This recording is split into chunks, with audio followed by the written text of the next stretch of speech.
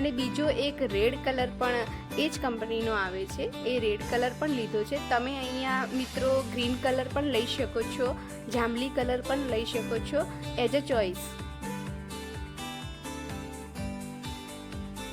તમે જોઈ શકો છો મિત્રો કે મેં અહીંયા મોહનથાળ માટેનો કલર લીધેલો છે અને એ જ કંપનીનો મેં અહીંયા રેડ કલર લીધો છે. ફરીથી આપણે ચેક કરી લઈએ કે થઈ ગયું છે કે નહીં. જો મિત્રો હવે ટ્રાન્સપરન્ટ જેવું લાગે છે નહીં, બસ આ રીતનું થવું જોઈએ. હવે આપણે એને ગાળી લઈશું.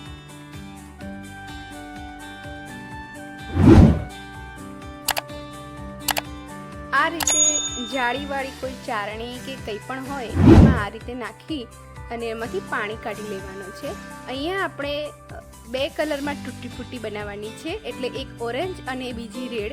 એટલે મેં અહીંયા 2 અલગ અલગ ડિવાઈડ કરી છે ચાસણીને. અને હવે તમે જોઈ શકો છો જે આપણે ગરમ નીકાળ્યું હતું તરબૂચની જે ટુકડાઓ, એને આપણે 2 ભાગ કર્યા છે અને ગરમ જ ચાસણીમાં ગરમ જ ટુકડા નાખવાના છે.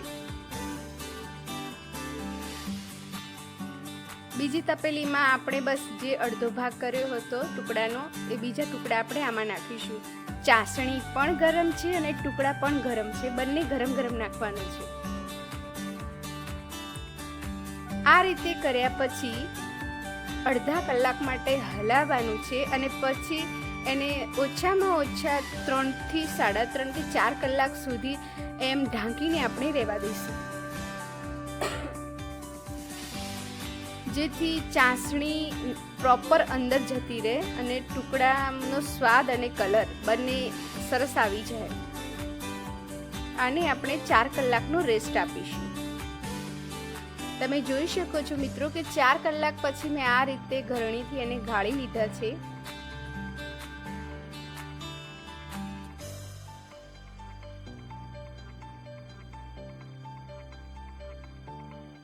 બની છે એને આપણે આ રીતે તડકામાં સૂકવીશું.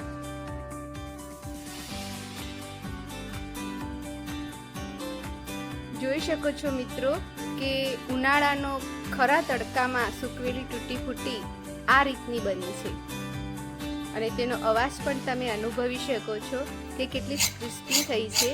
આને કાચના જારમાં બંધ કરીને રાખશો તો 1 વર્ષ સુધી કાંઈ નહીં થાય અને બાળકોને પણ દહીંમાં, આઈસ્ક્રીમમાં કે લસ્સીમાં આપશો તો વધારે ખુશ થશે. તો તમે પણ આજે ટ્રાય કરો.